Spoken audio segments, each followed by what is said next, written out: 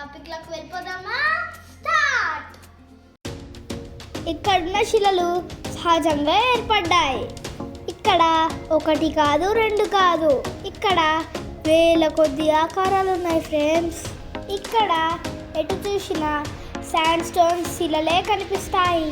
ఇది కోట్లాది సంవత్సరాలుగా ప్రకృతిలో ఏర్పడ్డ మార్పుల వల్ల రకరకాల ఆకారాలు ఏర్పడి ఉన్నాయి. ఈ ప్రదేశంలోని శిలలన్నీ చాలా బాగున్నాయి కదా, చూస్తుంటే చాలా ఆశ్చర్యంగా అనిపిస్తుంది కదా. దీనిలో కొన్ని శిలలు గుడి గోపురాల్లాగా, మరికొన్ని చర్చి శిఖరాల్లాగా, మెలికలు తిరిగే వంపులలాగా శిలలు ఉన్నాయి. ఇక్కడున్న శిలలు తోరణాలలాగా కనిపిస్తాయి. ఒకే శిల ఈ వైపు నుండి ఆ వైపు వరకు ఒకే తోరణం లాగా ఉంటుంది. బాగుంది కదా.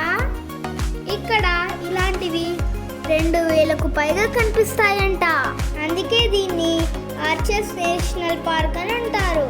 ఇది అమెరికాలోని ఊతా ప్రదేశంలో ఉంది.